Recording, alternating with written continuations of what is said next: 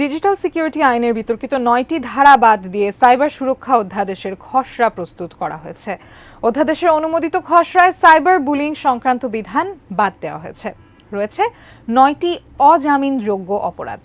বুধবার এক সংবাদ সম্মেলনে তথ্য ও যোগাযোগ প্রযুক্তি বিভাগের সচিব শীষ হায়দার চৌধুরী বলেন, নতুন অধ্যাদেশের সর্বোচ্চ গুরুত্ব দেওয়া হয়েছে আইনের মাধ্যমে মানুষ যাতে কোনোভাবেই হয়রানির শিকার না হন।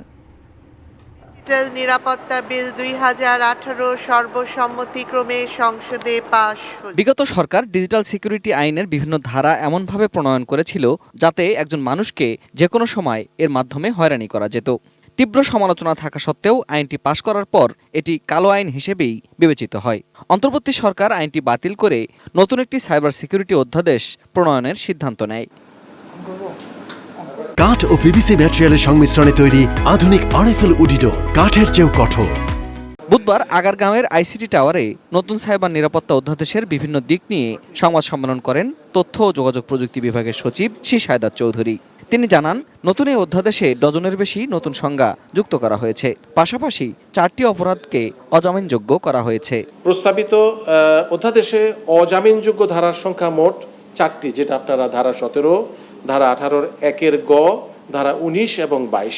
সচিব জানান, প্রস্তাবিত সাইবার সুরক্ষা অধ্যাদেশ এমনভাবে পরিবর্ধন করা হয়েছে যাতে তা জনগণের উপর কোনো নেতিবাচক প্রভাব না ফেলে এবং এই অধ্যাদেশটিও যাতে কোনোভাবে আগের অধ্যাদেশের আদলে কোনোভাবে মানুষ নিগৃহের শিকার না হয় সে বিষয়টি সার্বিকভাবে বিবেচনায় আনা হয়েছে। নতুন অধ্যাদেশে যৌন হয়রানিকে অপরাধ হিসেবে ঘোষণা করা হয়েছে। কোনো কন্টেন্ট ব্লক করলে ব্লক করার কারণ জানানোর বাধ্যবাধকতা রাখা হয়েছে। আইনশৃঙ্খলা বাহিনী তল্লাশির স্বার্থে জব্দ করা জিনিসপত্র 24 ঘন্টার মধ্যে আদালতে হাজির করতে বাধ্য থাকবে। জাতীয় পরিচয়পত্র বিকৃত করাকে সাইবার অপরাধ হিসেবে অন্তর্ভুক্ত করা হয়েছে। ধর্মের পাশাপাশি জাতিগত ঘৃণা ও বিদ্বেষমূলক তথ্য প্রকাশকে দণ্ডের অধীনে আনা হয়েছে। জুলাই বিপ্লবের পক্ষে কোনো কিছু প্রকাশ করা যাবে না, এমন অনুরোধ উপেক্ষা করা হয়েছে অধ্যাদেশের খসড়ায়। সাইবার বুলিং সংক্রান্ত বিধানও বাদ দেওয়া হয়েছে। স্বচ্ছতা এবং জবাবদিহিতার স্বার্থে সংবাদ সম্মেলনে আইসিটি বিভাগের পলিসি অ্যাডভাইজার ফয়েজ আহমেদ তৈয়ব বলেন, আগামী 6 সপ্তাহে অধ্যাদেশটি চূড়ান্ত হতে পারে। এরপরও কোনো অভিযোগ থাকলে আইন পাশের আগে তার সংশোধন ও পরিমার্জনের সুযোগ থাকবে। হেইট স্পিচের যে সংজ্ঞায়ন, এই সংজ্ঞায়নটা বাংলাদেশ পেনাল কোডে আছে বলে আমরা মনে করি সেটা রিপিটেশন এখানে হওয়ার কোনো প্রয়োজন নেই। জুলাই গণ অভ্যুত্থানের যে স্পিরিট, এই spirit. Ferdous Rahman, ATN news, Dhaka.